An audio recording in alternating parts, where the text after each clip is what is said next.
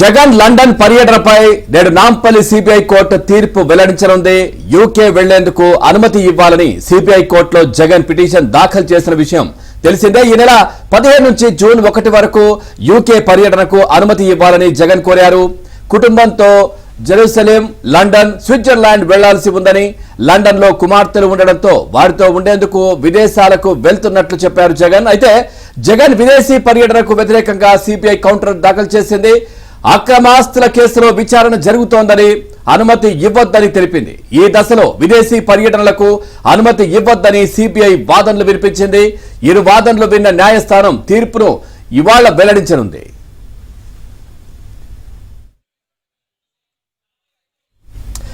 Right, ఇక ఇదే విషయానికి సంబంధించి మరింత సమాచారం మా క్రైమ్ కరెస్పాండెంట్ ప్రవీణ్ అందిస్తారు. ప్రవీణ్, పూర్తి సమాచారం ఏంటి? ఎన్ని గంటలకు తీర్పు వచ్చే అవకాశం ఉంది? సంబంధించి ఇప్పటికే సిబిఐ కోర్టులో సుదీర్ఘంగా వాదనలు కొనసాగాయి. ఇరు వాదనలు విన్నటువంటి కోర్టు తీర్పును నేటికి వాయిదా వేసింది. మధ్యాహ్నం 12 గంటల లోపు జగన్ లండన్ పర్యటన పైన కూడా సిబిఐ కోర్టు తీర్పును వెల్లడించేటువంటి అవకాశం ఉంటుంది.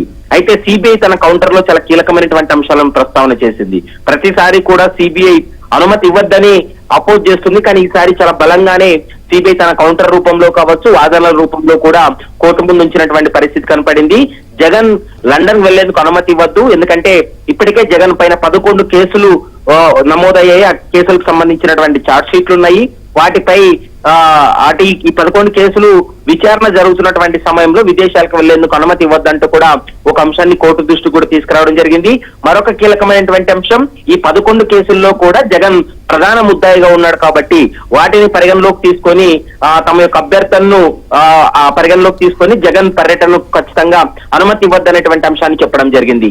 మే 15 తారీఖు నుంచి జగన్ ప్రధాన కేసులు ఏవైతే ఉన్నాయో, డిశ్చార్జ్ పిటిషన్లు కాకుండా మిగిలినటువంటి ప్రధాన కేసుల పైన విచారణ కొనసాగుతుంది. కాబట్టి ఈ విచారణ కొనసాగేటువంటి సమయంలో జగన్ విదేశీ పర్యటన వెళ్లడం అనేది సరైనటువంటి అంశం కాదు. కాబట్టి ఖచ్చితంగా ఈ పర్యటనకు అనుమతి ఇవ్వద్దంటే అనేటువంటి అంశాన్ని సిబిఐ తన వాదన వినిపించింది.